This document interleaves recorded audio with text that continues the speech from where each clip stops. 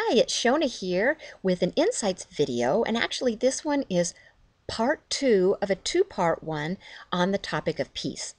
In part one, if you haven't watched it, or just to refresh your memory in case you have watched it, I talked about how we can use peace as a tool to find the inner peace inside of us, and that how peace that how here on earth, while we're walking here, we can rest in peace while we're living. And it doesn't necessarily need to be a phrase, rest in peace, for those who have gone on before us. So today is part two. And in part one, I talked about the strategy, how we can use peace in like decision making or relationships or activities that we're supposed to choose. How, when we have a godly perspective, we can use peace to help us figure out what direction to go.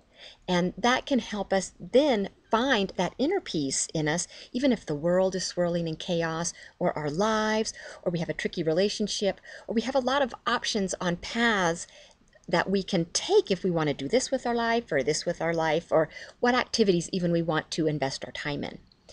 Well, sometimes it happens, and it happened to me, which is why this second video exists, that I wasn't able to use peace as a tool. The peace came along much later after the decision was made. And so if you can't possibly use peace as a decision, it's like, what can you do? Well, I had a situation recently that came up that presented itself. Now, on a scale from 1 to 10, when you talk about the world's problems and many of the problems that face us here today, this maybe registers a 1 or a 2 because it's just something that happened in my life. But that doesn't negate its importance because it really gave me revelation as to how to use peace as a tool in my life. And when that peace eludes me, what can I do? So I just want to share that situation with you in case it's something that maybe you can file back to use, or maybe it'll help you in a situation that you're facing currently. All right, so in my family, we're a dog family here. And how it usually works is when we adopt a dog, generally that dog picks a favorite between my husband or myself. The dogs we have had that have picked a favorite has always loved every member of our family, but has been especially sweet on one of us. So the tradition that has emerged over the years is that when a dog passes, that is like special for, like, say for me, when one of my dogs passes that has a sweet spot for me, and I have a sweet spot for this dog, then the next animal, the next pet we bring into the house gets to be chosen by me to not replace, because you really can't replace it, but to step in that hole that's been created through the death of a pet. So we recently went through that. My husband had his baby was getting old and decrepit and just wasn't as healthy, and we knew the time was coming. Well, about 4 days before we ended up sending this dog on over Rainbow's Bridge, I found a little stray dog on a busy street, and I picked this dog up, and between my youngest son and myself, we fostered this dog for about 3 weeks. Well, just because of logistics and travel schedules and just the timing of everything, my husband never met this little dog. And so he was on a trip when I was fostering, and I had been networking to find this dog a rescue. Well, in the meantime, this dog just captured my heart. And we had to put his dog down. Well, I wanted to keep this dog, but because of this tradition that had taken root in my family, it was my husband's turn to pick the dog. Because just a little bit more background, I had picked a dog back about 6 months ago to replace a beloved family, not to replace, but to fill the spot of one of my babies that passed over a year ago. So anyway, it was a quandary. I wanted this dog so badly, but it wasn't my turn to bring a new member into the family. And with the networking that I had done with rescues, I had a wonderful rescue lined up for this dog, but I didn't want to let her go. My heart didn't want to let her go. My flesh didn't want to let her go. But my mind was like, Shona, it's not your turn. So I was looking for peace in this situation, as I always do, and I wasn't finding peace anywhere. And so I called my husband and I said, I really want to keep this dog. And after we talked, he did say, yes, you can keep her, but we can't get 4 dogs. So that meant that if I got to keep her, that meant that he was bypassing his opportunity to fill the void that was left in his heart from his dog that had just passed. Well, if I kept her, my heart was happy, but I didn't have peace. If I let her go, my husband's world was going to be so happy, but I wasn't at peace with that because I felt like I was betraying this dog. Plus, I just loved this dog. So I struggled for a week. That peace that I so coveted in the decision-making process was not there. I couldn't find it anywhere. I knew my husband was okay with me keeping her, but it would have prevented him from filling the void that existed in his life. So I didn't have peace keeping the dog, and I didn't have peace giving her up. And it was a real struggle. I'm still trying to sort out if it was a struggle between my flesh and, I just don't know, honestly. But it was with tears in my eyes that I gave the puppy up. I gave her to the rescue, and we watched. The rescue was in another town, and so my husband was actually watching the rescue site as well. And he said, she doesn't belong there. He says, if she's still there within a week, we'll go get her. And my heart leaped. I still didn't have peace because my husband had a void to fill. Well, as it was, this sweet little dog got adopted by a wonderful family because I checked with the rescue and they shared with me that she found a wonderful home. But I still didn't have the peace. Still didn't have it. Still don't have it completely, but it's coming.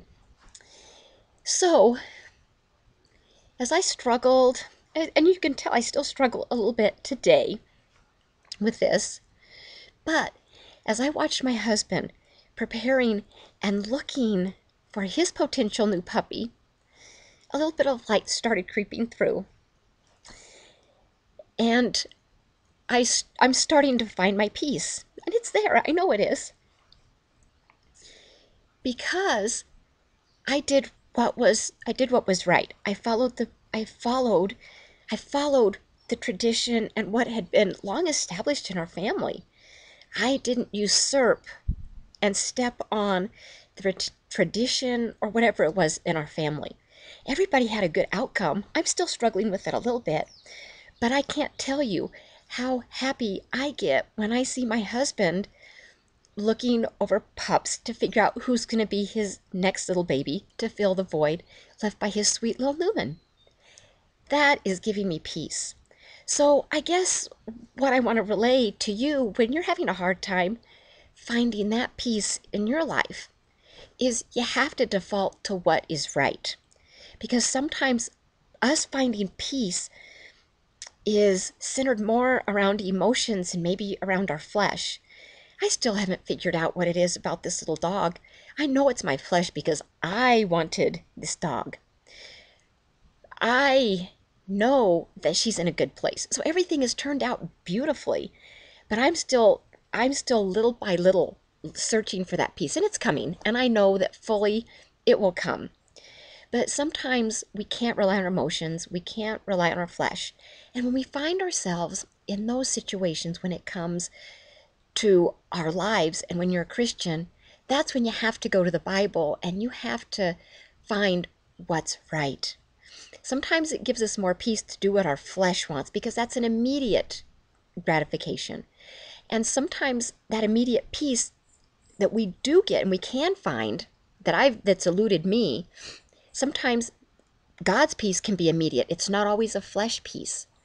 But sometimes we have to sit back, and when we're going against the grain, when we're going against God's grain, or going against a grain that exists in our family, we have to go back to what we know.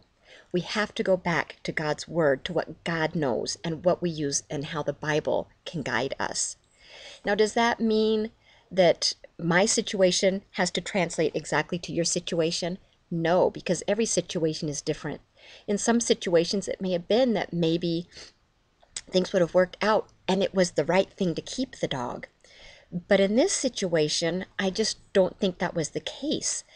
Yeah, I'm finding peace in it. I still don't quite have it, but I know it's coming because I surrendered what I truly wanted, my will, my flesh. Yeah, it probably was a fleshy want, even though it was a true love for this dog.